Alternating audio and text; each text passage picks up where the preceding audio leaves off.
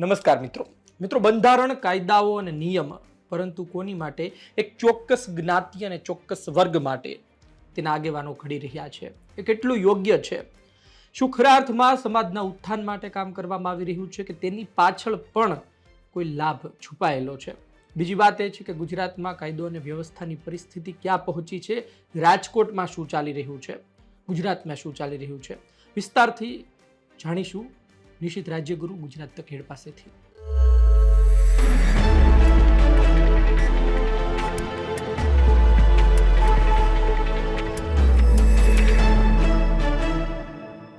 નિશિતભાઈ, પહેલો સવાલ એ છે કે દેશનું સંવિધાન છે, બંધારણ છે, આ વચ્ચે હવે શબ્દ આવી રહ્યો છે કે આ સમાજનું બંધારણ, પેલા સમાજનું બંધારણ. આપણે વિસ્તારથી હજુ પણ વાત કરવી છે, પરંતુ પહેલા આ બંધારણ શબ્દ એક જ્ઞાતિ માટે વાપરવો, તેને બનાવવું, તેમાં આગેવાનો રસ લે, તમને શું લાગે છે? આમ તો ધાર્મિક આ જૂની પ્રથાઓ છે કે સમાજ કોઈ પોતાના સમાજના ઉત્થાન માટે કોઈ નિયમનું ઘડતર કરે, એને આપણે સમાજનું સામાજિક બંધારણ એક નામ આપીએ. અને એવું નથી કે આપણે જ્યારે ઠાકોર સમાજની વાત કરી રહ્યા છે તો એકમાત્ર ઠાકોર સમાજ છે જેણે બંધારણ ઘડ્યું છે સમાજનું. આ પહેલા તમે જુઓ, પટેલ સમાજ હોય, દલિત સમાજ હોય, રાજપૂત સમાજ હોય, નાઈ સમાજ હોય, આ બધા જ સમાજોએ પોતાના સમાજનું બંધારણ ઘડ્યું. એની પાછળનો એક મુખ્ય ઉદ્દેશ એવો હોય છે કે સમાજનું ઉત્થાન થાય. કઈ રીતે? તો કે ભાઈ સમાજની અંદર રહેલી નાની મોટી બધી જે છે, પછી એ ખોટા ખર્ચની વાત હોય, યુવાઓ આડી લાઈને ચડી ગયા હોય એની વાત હોય, શિક્ષણનો અભાવ હોય એની વાત હોય, અથવા તો દેખાદેખીમાં થતા કામો, ખર્ચા એ બંધ કરાવવા માટે આ બંધારણ ઘડાતું હોય છે. હવે જો બંધારણની એક બીજી સાઈડ એવી પણ છે કે જ્યારે મોટો સમાજ હોય ત્યારે બંધારણ બધાઈને ખુશ કરી દે એવું જરૂરી નથી. એનું તમને એક બહુ શ્રેષ્ઠ એક્ઝામ્પલ આપું કે વિક્રમ ઠાકોર સમાજના એક એવા વ્યક્તિ છે, એક એવા કલાકાર છે જેમને ઓળખાણની જરૂર નથી.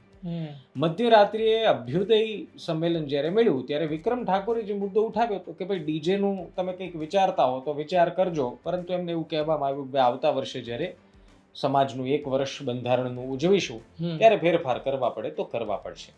જો આ સામાન્ય રીતે સમાજોમાં આવું થતું નથી હોતું, પણ આવું થાય એનો મતલબ એ છે કે ભાઈ દેશનું સંવિધાન, દેશનું બંધારણ સામાન્ય નાગરિકને સ્વતંત્રતા આપે છે.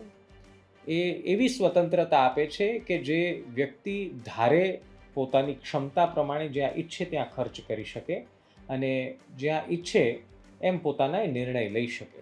પરંતુ જ્યારે એ દેશના બંધારણની સાથોસાથ સમાજનું બંધારણ બની જાય તો અમુક વ્યક્તિઓને એ મુશ્કેલી ઊભી કરી શકે છે.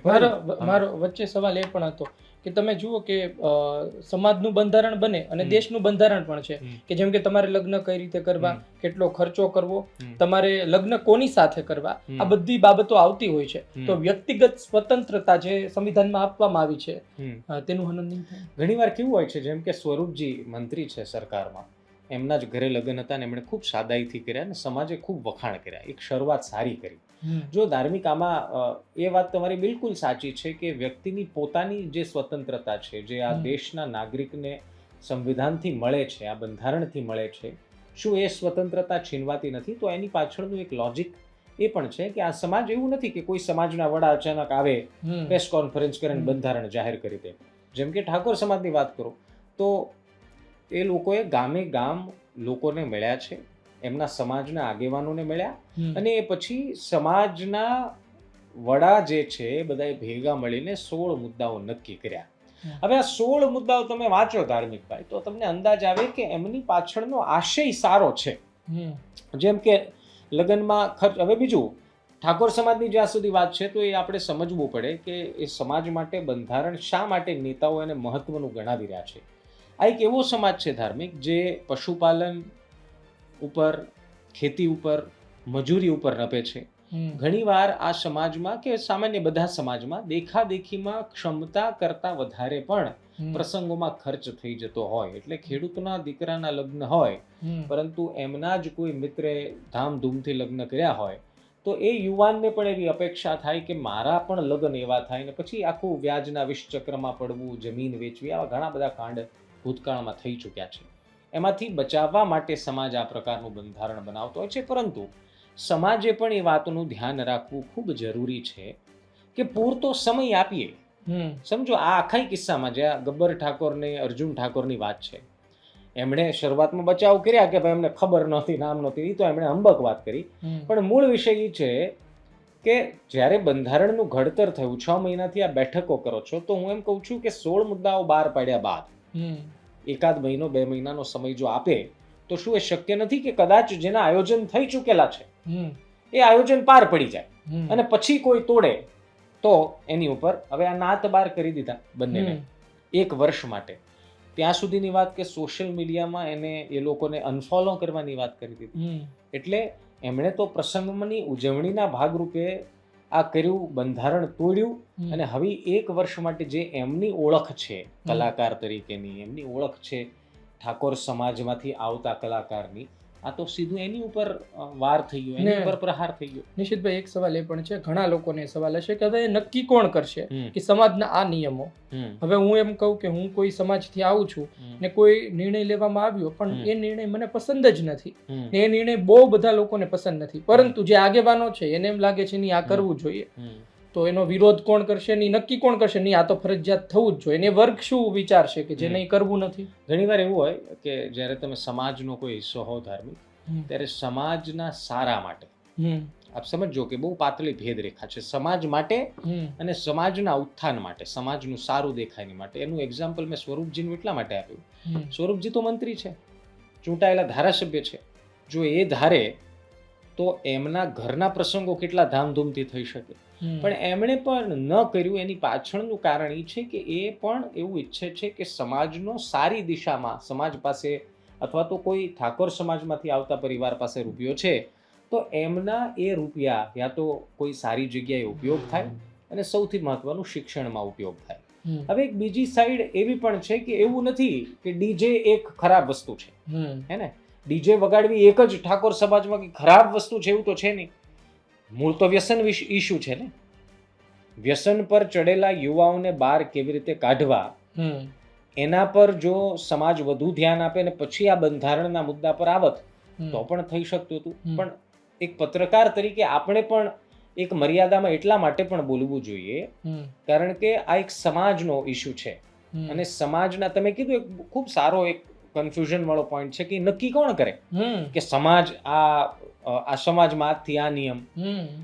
જો સમાજમાં આપને ખબર છે કે ગામડાઓમાં જ્યારે એક જ સમાજમાંથી આવતા લોકોના ગામ હોય ત્યારે 1-2 વ્યક્તિ હોય જેને બધા માનભેર બોલાવતા હોય, માન આપતા હોય. અને બીજું, મેં પહેલા કહ્યું એમ કે 6 મહિનાથી ઠાકોર સમાજના આગેવાનો કેવી રીતે બને? લોકો માને તો ધાર્મિક આગેવાન બને. એવું તો છે નહીં કે આ કોઈ સરકારી પોસ્ટ છે. આજે 10 જણા એક વ્યક્તિને આગેવાન માને, એ આગેવાન એટલા માટે માનતા હોય કારણ કે સમાજ માટે કામ કરે છે, સમાજ માટે દાન પૂર્ણ કરે છે, એટલા માટે એને આગેવાન માનતા હોય. બધા આગેવાનોએ ભેગા મળી, ગામના આગેવાનોએ ભેગા મળીને આ નિર્ણય કર્યો છે. અને જો વિરોધની જ વાત છે તો હું એવું માનું કે વિરોધ એ વિકલ્પ નથી, પરંતુ ચર્ચા એ જરૂર વિકલ્પ થઈ શકે કારણ કે આ પણ ખોટું છે કોઈને નાતબાર કરી દેવા. ને એક વચ્ચે સવાલ કે હવે એને સમાજના કોઈ નિયમ તોડ્યા છે પરંતુ ખરેખર સંવિધાનનો કોઈ નિયમ તોડ્યો હોય ને હવે સજાને પાત્ર હોય, અપરાધી બની ગયો હોય, ગુનેગાર બની ગયો હોય, એ પ્રકારે એને લોકો વચ્ચે રજૂ કરવું. એટલે હું એ જ કહું છું કે સમાજે જે પછી નિર્ણય લીધો, જો બંધારણ સમાજે નક્કી કર્યું, બરોબર, તમે આખી ટાઈમલાઈન સમજો કે 6 મહિના બેઠકો ચાલી, ગામે ગામ વાતો થઈ કે આપણે આ મુદ્દા બનાવી જોઈએ, એમ એ નક્કી થયું કે આ 16 મુદ્દા છે. એટલે 16 મુદ્દામાં એક મુદ્દો એવો આવ્યો કે ભાઈ ગામ નહીં ગજવીએ ડીજે વગાડીને. પણ તેમ છતાં 2 સિંગરે ડીજે કાઢ્યો એના પિતરાઈ ભાઈના લગ્નમાં, ત્યાં સુધી બધું બરોબર હતું. આ વધારે ક્યાંક દેખાઈ રહ્યું છે અથવા તો ખોટું શું કામ દેખાઈ રહ્યું છે કે તમે નાતબાર કરવાનો નિર્ણય લઈ લીધો. હવે મારી વાતથી ઘણા બધા અસમત થશે કે ભાઈ અમારા સમાજનો મુદ્દો છે. મારો કહેવાનો ભાવાર્થ છે કે તમે એ 2 વ્યક્તિની જગ્યા પર પણ જુઓ. એવું પણ નથી કહેતો કે એને સજા જ ન આપો, હે ને. એટલે એવો દાખલો જરૂર બેસાડો કે કાલ ઉઠીને બીજો કોઈ સમાજની સામે પડવાની, સમાજનો વિરોધ કરવાની એવી હિંમત ન કરે. અને આજકાલ સમાજ જ પાવર છે, પછી એ વાત રાજનીતિની હોય કે પછી આ ગ્રામ્ય વિસ્તારમાં થતી નાની મોટી ચૂંટણીઓની, સમાજનો પાવર એ જ સમાજનો પાવર છે. સ્વરૂપજી તો મને લાગે સારી રીતે જાણે છે પેટા ચૂંટણીમાં શું શું થયું. ખેર, એ મુદ્દા મારે નથી જવું, પણ નાતબાર કરવાથી આ તો એમના વ્યક્તિગત અધિકારો પર હનનની વાત છે ને હમ. ધાર્મિકભાઈ. આ તો જ્ઞાતિએ નક્કી કરી લીધું કે તમારે એની યાર આર્થિક વ્યવહાર નહીં કરવાનો 1 વર્ષ સુધી. હમ. એમને બધાએ સોશિયલ મીડિયાથી અનફોલો કરી દેવાનો. તો મારો કહેવાનો મતલબ છે કે ગબ્બર ને વિક્રમ ઠાકોર જે કંઈ પણ છે હમ. એ સમાજે તો બનાવ્યા છે એવું તો નથી કે માત્ર સમાજે એમણે સિંગર બનાવ્યા છે. હમ. એમની મહેનતથી સિંગર બન્યા છે. હમ. એમની મહેનત કરીને એમણે આ બધું વસાવ્યું છે અથવા તો એમણે જે કંઈ પણ પદવી હાંસિલ કરી છે. તો હું એમ કહું છું કે સમાજના વડાઓએ ઠપકો આપીને એવો દાખલો જરૂર બેસાડવો જોઈએ કે કાલ ઉઠીને કોઈ યુવાન સમાજની સામે ન પડે. પણ જ્ઞાતિ બાર કરી દેવાથી, નાત બાર કરી દેવાથી હમ. એ બે યુવાનો શું નાસીપાસ નહીં થાય? હમ. એ બે યુવાનોનો સમાજ પ્રત્યેથી વિશ્વાસ નહીં ઉઠી જાય? હમ. એમના જે ફોલોવર્સ છે, જે એમને ઈચ્છે છે સાંભળવા માટે, એને તમે અનફોલો કરવા માટેની રજૂઆતો કરો છો. પછી આવી પરિસ્થિતિમાં તો લોકો પછી જેમ કે ઘણા નિયમો તૂટે એમ હોય તો પછી એ જગ્યાએ નહીં તો બીજી જગ્યાએ જઈને ઉજવણી કરે, હંતાઈને કરે, પણ એ કરશે કરી જેને કરવાનું છે. તો પછી ત્યાં બધી જગ્યાએ તો નિયમોનું પાલન.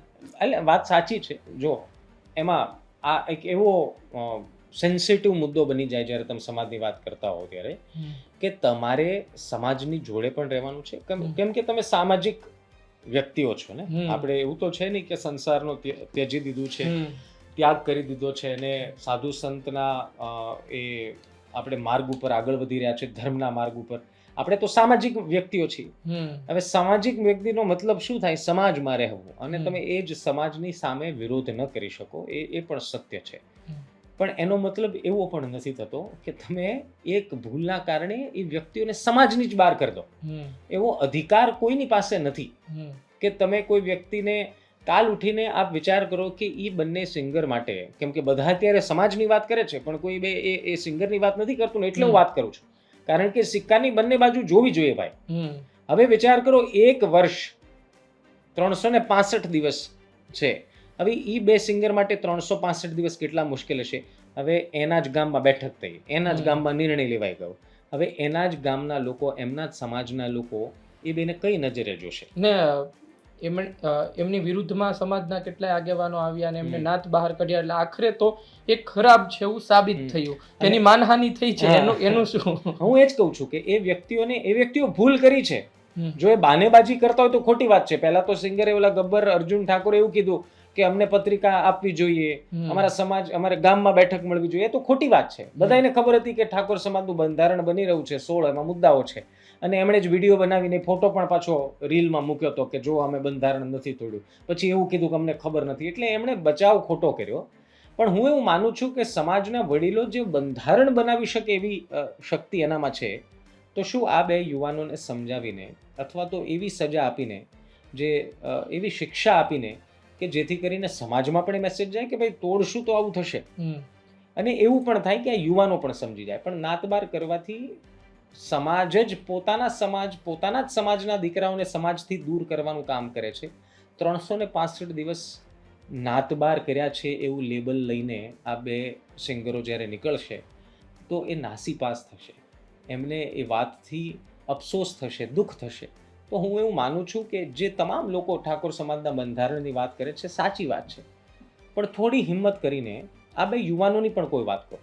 હું યુવાનોની વાત કરવા મને કોઈ કીધું નથી, પણ હું એટલા માટે કરું છું કે થોડું વધી ગયું છે. આપ સજા કરો, શિક્ષા કરો, એને કોઈ ના નથી. એવો દાખલો બેસાડો, કોઈ સમાજનું બંધારણ તોડે નહીં જે સમાજના વડાઓએ નક્કી કર્યું છે. પણ એનો મતલબ એવો પણ નથી કે આપ એને નાતબાર કરી દો. નાતબાર કરીને અને પછી એવું કે આવતા વર્ષે જ્યારે બંધારણનું 1 વર્ષ ઉજવાશે ત્યારે એની જો રજૂઆત થશે કે ભાઈ આ બેનને યુવાનોને સમાજમાં લઈ લો, તો એની ઉપર વિચાર વિમર્શ કર્યા બાદ નિર્ણય લેવાશે. ભાઈ એવો કોઈ એને એવો ક્રૂર ગુનો થોડો કર્યો છે. હું એમ કહું છું કે હા બરોબર છે, એમને નિયમનું પાલન નથી કર્યું જે નક્કી કર્યું છે. તમે એવું કહી શકો ભાઈ મંત્રી પોતાના દીકરીઓના, પોતાના ઘરના પ્રસંગો સાદાઈથી કરે તો તમારે કરવાની જરૂર નહોતી, સાચી વાત છે, પણ એને થોડી મર્યાદામાં રાખો ને. એક રીતે તો એ જ નાતમાં રહેશે, એ તો એ જ જ્ઞાતિનો રહેશે ને. ફક્ત લોકો મનથી એને બહાર કાઢશે, બાકી કાયદાકીય રીતે એની પાછળ જે તે સરનેમ લાગતી હશે એ પર લાગવાની જ છે વર્ષ દિવસ સુધી.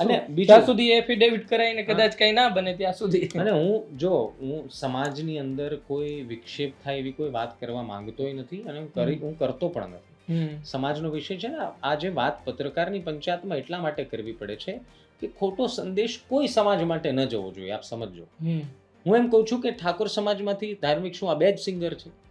અસંખ્ય સિંગર છે. કોઈ સિંગર બોલ્યા?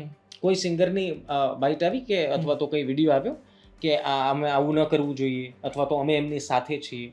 આ તો એક સિંગર પણ કલાકારનો પણ એક સમૂહ હોય ને, એક સમાજ હોય કે કલાકાર સમાજમાંથી છે. જેમ કે આજે લાલજી દેસાઈ મોરબીમાં બફાટ કર્યો, તો આપ જો ગુજરાતના તમામ મોટા કલાકારો બોલવા લાગ્યા કે આ ખોટું બોલ્યા છે. તો કલાકાર તો એક સમાજ છે. અને હું તો ઠાકોર સમાજ સિવાયના પણ લોકોને કહું છું કે ભાઈ કલાકાર પર જ્યારે આપત્તિ આવે છે અથવા તો એમની ઉપર આવી શિક્ષા થાય છે, ભલે ઠાકોર સમાજનો વિષય છે, પણ હું એમ કહું છું ઠાકોર સમાજમાંથી આવતા કલાકારો કેમ નથી બોલી રહ્યા? એમને પણ બોલવું જોઈએ. હું હજી એકવાર કહું છું કે ઠાકોર સમાજનો નિર્ણય એ ઠાકોર સમાજનો જ હોઈ શકે. વડાઓ જે નિર્ણય કરે સમાજની દ્રષ્ટિકોણથી છે.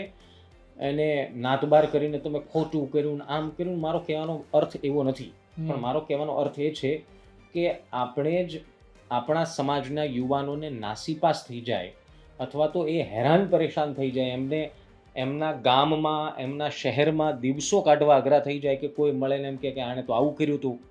કારણ કે આપણા સમાજમાંથી આપણા એ પણ એક મોટી બદી છે ને કે કોઈ સાથે કંઈ અજુગતું થઈ જાય, કંઈ ખોટું થઈ જાય તો મિત્રોથી માંડીને ઘરનાઓ બધા હાલતા ફરતા ટોન્ટ માર્યા કરે, મશ્કરી કર્યા કરે. એટલે એવો એમને સામનો ન કરવો પડે, એની માટે સમાજે વિચાર કરવો જોઈએ. જી, અન્ય જે મુદ્દો મારે લેવો છે હીરાભાઈ સોલંકીનો. હીરાભાઈ સોલંકી આમ તો જે વાત બોલે એના ઘણા અર્થ થતા હોય. એમણે હમણાં સમૂહ લગ્નમાં એક વાત કરી કે ગામે ગામ આપણી ટીમ હોવી જોઈએ, આપણે પણ એક બંધારણની જરૂર છે, નિયમો બનાવવામાં આવે છે પરંતુ નિયમો કોઈ પાળતા નથી. એટલે એ સમૂહ લગ્નની વાત કરતા હતા, આહિર સમાજના વખાણ કરતા હતા કે એક વર્ષ વચ્ચે ગેપ છોડવામાં આવે છે ને એ તમામ લોકો પછી ઉતાવળ નથી કરતા, એ રાહ જોવે છે બીજા સમૂહ લગ્નની. ને ગાંધીનગર બેઠક મળી અખિલ ભારતીય કોળી સમાજની, ત્યાં પણ તેમણે કહ્યું હતું કે ગામે ગામ કમિટી બનાવો. હવે આ ઠાકોર સમાજનું હજી ઉદાહરણ ચાલી રહ્યું છે. આ વચ્ચે હવે હીરાભાઈ પણ બંધારણ બનાવવાનું વિચારી રહ્યા છે. એવી પણ વાતો છે કે એક મોટું સંમેલન કરવામાં આવે અને શક્તિ પ્રદર્શન સાથે એક બંધારણની શરૂઆત કરવામાં આવે. કોળી સમાજ સૌરાષ્ટ્રમાં અને આખા ગુજરાતમાં મોટી સંખ્યામાં વસે છે, આપણે સૌ કોઈ જાણીએ છીએ. ઠાકોર સમાજની જેમ કોળી સમાજ પણ ખેતી, મજૂરી વર્ગ આ બધા સાથે વધારે સંકળાયેલો છે. કોળી સમાજમાંથી તમે નેતા ઘણા બધા જોયા હશે, પણ પહેલી વાર એવું થઈ રહ્યું છે કે સમાજના બંધારણ અથવા તો સમાજના ઉત્થાન માટે કોઈ નેતા વાત કરે છે. જ્યારે સમાજના બંધારણ માટે મહાસંમેલનની ધાર્મિક વાત આવે તો એને શક્તિ પ્રદર્શન રૂપે પણ આપણે જોઈ લઈએ. કારણ કે એની પાછળનું અભ્યુદય જે આપ જુઓ, મધ્યરાત્રિએ અલ્પેશ ઠાકોર અને બાકી ઠાકોર આગેવાનોએ બોલાવ્યા અને સ્પષ્ટ કર્યું કે અહીંયા રાજનીતિની કોઈ વાત નહીં થાય, પણ સ્ટેજ ઉપર રાજનેતા જ હતા. ભલે રાજનીતિની વાત ન કરે પણ મોઢું જોઈને સમજી જવાનું કે ભાઈ સમાજના જ છે, રાજકારણમાં છે, એટલે હવે ચાલશે. અને એ જ પાછા આગેવાન હોય એટલે એમાં પાછું કોઈ વિરોધ ન કરે.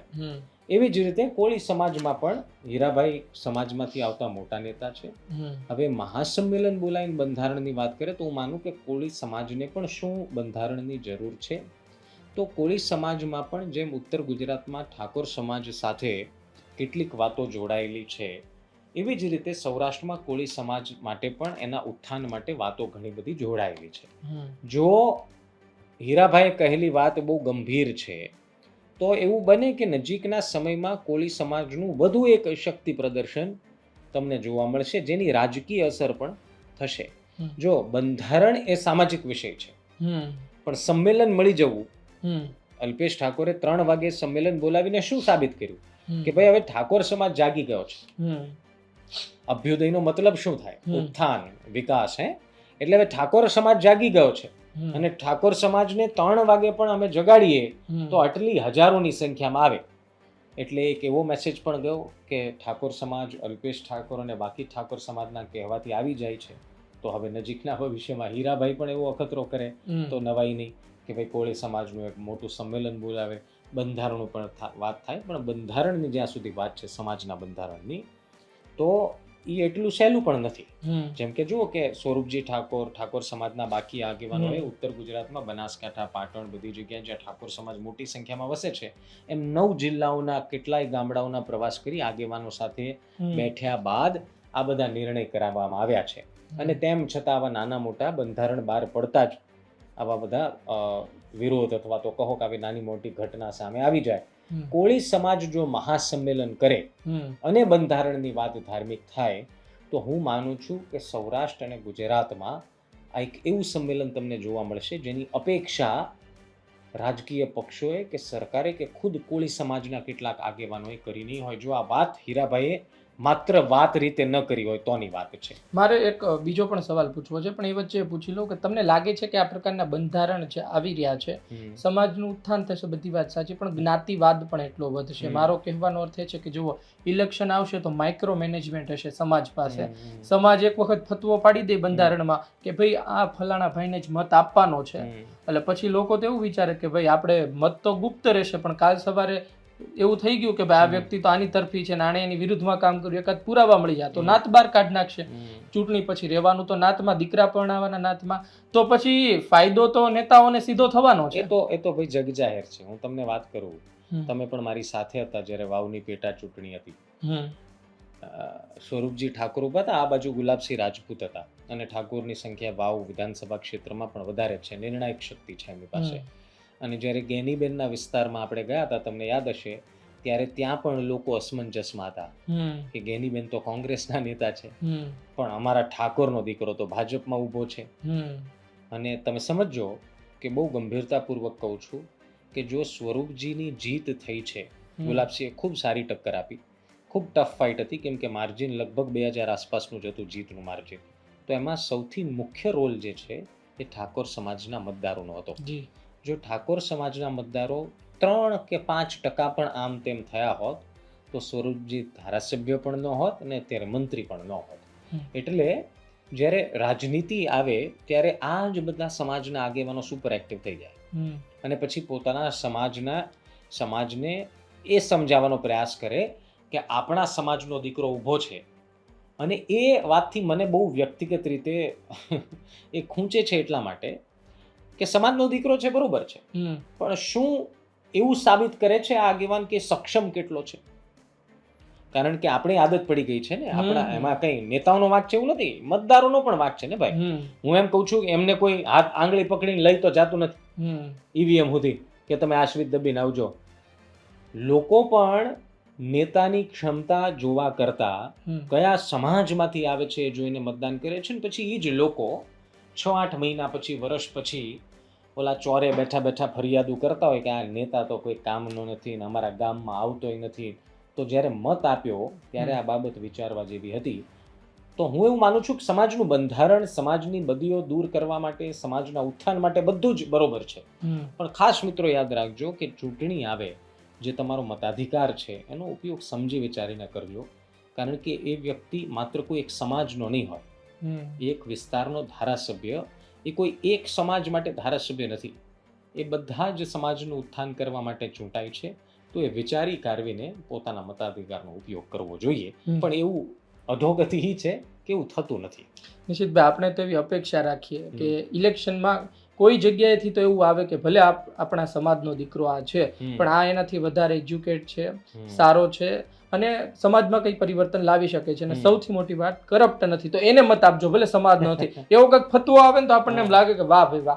પણ મારે એક સવાલ એ પૂછવો છે કે એક તરફ અલ્પેશભાઈ ઠાકોરે જે રીતે શક્તિ પ્રદર્શન કર્યું, બંધારણની વાત કરી, અને બીજી તરફ તમે જુઓ કે હીરાભાઈ સોલંકી પણ આ વાત કરી રહ્યા છે. હવે આ બંનેમાં સમાનતા એક છે કે અલ્પેશભાઈ ઠાકોર પણ મંત્રી પદની રેસમાં ચાલતા હતા અને અલ્પેશભાઈ ઠાકોરને પણ એ પદ નથી મળ્યું. હીરાભાઈ પણ ચાલતા હતા, ખૂબ ચર્ચા હતી છેલ્લી ઘડી સુધી, પરંતુ પરસોત્તમભાઈ યથાવત રહ્યા. આ વાત તમે જુઓ, આમ તો પરસોત્તમભાઈ સોલંકી કરે ને બંધારણની વાત, તો સૌથી મોટા વડા આખા સૌરાષ્ટ્રમાં કોળી સમાજના નેતા પરસોત્તમભાઈ, પણ હીરાભાઈ કરી રહ્યા છે. તો તમને એવું નહીં લાગતું કે કંઈક આગળ પાછળ થઈ રહ્યું છે? તમે કહો કે કોઇન્સિડન્સ મેચ થઈ ગયું છે કે અલ્પેશ ઠાકોરની મંત્રીમાં નામ ચર્ચામાં હતું, મંત્રી ન બન્યા, એમણે બંધારણની વાત કરી લીધી. હવે હીરાભાઈનું મંત્રીમાં નામ હતું, મંત્રી ન બન્યા, એટલે કોઇન્સિડન્સ છે. મને નથી લાગતું કે એમાં કોઈ મેચિંગ છે, પણ આ એ વાત જરૂર સાચી છે કે રાજનેતાઓ જ્યારે સમાજના આગેવાનો હોય ત્યારે સ્વાભાવિક રીતે સમાજ પણ એને એ રીતે જોતો હોય અને નેતા પણ સમાજને એ રીતે જ જોતા હોય. અને શા માટે ન જોવે એવું પણ થાય. આજે હું જે સમાજમાંથી આવતો હોઉં તો એક નેતા તરીકે મારી અપેક્ષા ધાર્મિક એવી ના હોય કે મારો સમાજ તો મારી પડખે ઊભો રહે. અને પછી એક એવો માહોલ બને છે કે ભાઈ આપણે આપણા સમાજના દીકરાની પડખે ઊભું રહેવાનું છે, એટલે પછી મતદાર પણ કન્ફ્યુઝ કે સમાજ સાથે દગો કરવો કે પછી ખુદ સાથે દગો કરવો? કેમ કે ખબર છે કે એ નામનો જે ઉમેદવાર છે એ વધુ હોશિયાર છે, વધુ કેપેબલ છે, વધુ લાયક છે, પણ એ મારા સમાજનો નથી. અને બી નામનો ઉમેદવાર છે એ કેપેબલ પણ નથી, એ કામ નહીં કરે એ ખબર છે, કરપ્ટ છે એ ખબર છે, પરંતુ ઈ છે મારા સમાજનો. એટલે આવામાં લોકો સમાજને જ પસંદ કરે છે. એની પાછળનું કારણ એ છે કે બધા જ લોકોને અંદર ખાને બીક છે કે નેતાને જો ખબર પડી ગઈ કે નિશિતભાઈએ મને મત નથી આપ્યો તો નિશિતભાઈનું જીવવું હરામ કરી દેશે, પણ એવું હોતું નથી મિત્રો. આજ સુધી કોઈ નેતાએ એવી રંજીશ કાઢી નથી અને એવું કરે પણ નહીં. હું તો એવું માનું છું, મતાધિકારનો ઉપયોગ એવી રીતે કરો કે જેમાં સમાજની તમારું ઉત્થાન તો થતું જ હોય, પણ સાથોસાથ એ વ્યક્તિમાં એ ત્રેવડ હોય કે ભલે એ સમાજમાંથી નથી આવતો પણ બધા જ સમાજને સાથે રાખીને ચાલે છે. પણ હવે આજકાલ એક ટ્રેન્ડ જોરદાર ચાલ્યો છે, તમે જોજો. તમે કોઈ નેતાનું નામ લો એટલે એમ કે આ સમાજનો નેતા છે. ઓટોમેટિકલી રાજનેતાઓ સમાજના નેતા બની જાય છે. કેટલીય જગ્યાએ એવું થયું છે કે એ રાજનીતિમાં સુપર આગળ હોય અને સમાજમાં પણ સુપર આગળ હોય. મારો કહેવાનો મતલબ એમ છે કે શું સમાજને એ સ્વીકાર્ય છે કે રાજનીતિના અખાડામાં કુસ્તી કરનાર નેતાઓ એ સમાજના પણ નેતા હોય? તો શું એનો અર્થ એ ન થયો કે સમાજ માટે એ જ નિર્ણય લેશે જે એમના પક્ષ માટે ફાયદાકારક છે? છેલ્લો સવાલ એ છે ને, છેલ્લી વાત એ છે કે આ બધા લોકો લખી રહ્યા છે કે સમાજનો નહીં, એ કોઈનો નહીં, ને પછી આ પ્રકારના બંધારણ ઘડાઈ રહ્યા છે, ને આપણે જે પ્રકારે વાત કરી કે પછી ઇલેક્શનમાં પણ એનો ઉપયોગ થશે, સ્વાભાવિક છે. તો આ બધા વચ્ચે એ વિસ્તારમાં રહેતા ઇતર સમાજનું શું, એ વિસ્તારમાં રહેતા એવા નાના નાના સમાજ કે જેની વસ્તી 500 છે કે પછી 5000 છે, એ 5 લાખ નથી, એ લોકોને આ બધામાં શું વિચારવાનું? બસ એ લોકોએ રાહ જોવાની કે કદાચ ભલે એમના સમાજનો નેતા નથી પણ એમની માટે પણ કામ કરી જાય. સૌરાષ્ટ્રમાં મારી નેતાનું નામ નથી આપવું, એક નેતા જમણવાર કરાવવામાં ખૂબ પ્રખ્યાત છે. જેવો ચૂંટણી ટાણે આવે એટલે બધા સમાજનો જમણવાર ગોઠવી દે. એ શીખીને આખા પટ્ટામાં બધા શીખી ગયા છે. હવે તો જોઈ, સૌરાષ્ટ્રમાં જમણવારનો ટ્રેન્ડ છે. જ્યારથી આ જમણવાર શરૂ થયો હતો એ વર્ષે એ નેતા હારી ગયા, પણ એમને જમણવારની પ્રથા શરૂ રાખી અને એ જમણવાર એમને ફળી પણ ગયો. કહેવાનો મતલબ એ છે કે ઇતર સમાજ, જે નાના નાના સમાજના લોકો છે, એ જો આ સામાજિકરણ રાજનીતિમાં એટલું લિપ્ત થઈ ગયું તો મને લાગે છે કે એ લોકો માટે કોઈ વિકલ્પ નથી.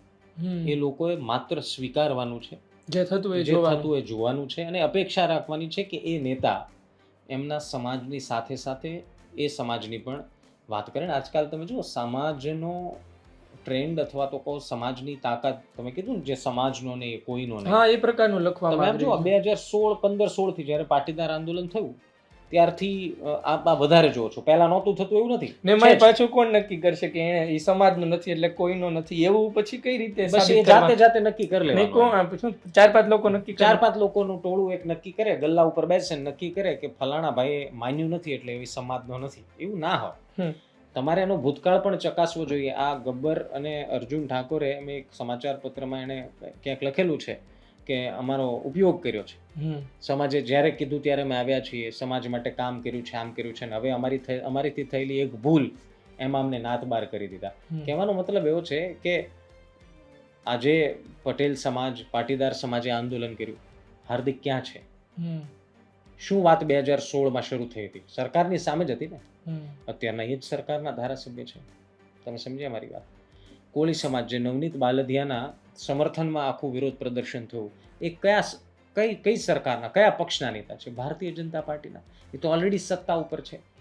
પરસોત્તમ રૂપાલા, જેમનાથી ક્ષત્રિય સમાજ વિરુદ્ધ બોલાઈ ગયેલું, એ બાદ એમણે 4-5 વખત માફી માંગી, તેમ છતાં એક ક્ષત્રિય સમાજ પરસોત્તમ રૂપાલાની વિરુદ્ધ અડીખમ ઊભો રહ્યો, એમણે સતત વિરોધ કર્યો. તેમ છતાં જે સરકાર કોની છે? ભારતીય જનતા પાર્ટીની. ત્યારે ઘણી બધી વાત થઈ હતી. માત્ર એક બેઠક ગેનીબેન જીતી શક્યા, જ્યાં ક્ષત્રિયોને આ વાતનો કદાચ પ્રભાવ ઓછો હતો અને ગેનીબેન ખુદ એવા વ્યક્તિ, ખુદ એવા નેતા છે જે પોતાની ક્ષમતાથી ચૂંટણી જીત્યા એવું કહેવાય છે. તો કહેવાનો મતલબ કે સમાજ આવા પ્રકારના મુદ્દાઓ ઉઠાવે છે, પણ અંતે તો સમાજના જ નેતાઓ અંદર જઈને સમાધાન કરી લે છે ને ભાઈ. તમે સમજો, નહીં તો અસર મોટી થવી જોઈતી હતી. નહીં તો હાર્દિક પટેલે અલગ પક્ષ બનાવીને બધા જ પાટીદારોને એક તરફ કરી લીધા હોત. તમે સમજ્યા કે નહીં? આજે પણ જ્યારે મુખ્યમંત્રી બદલવાની વાત આવે છે ત્યારે પહેલા પાટીદાર સમાજના આગેવાન ઉપર વધારે ધ્યાન કેન્દ્રિત કેમ કરવું પડે છે?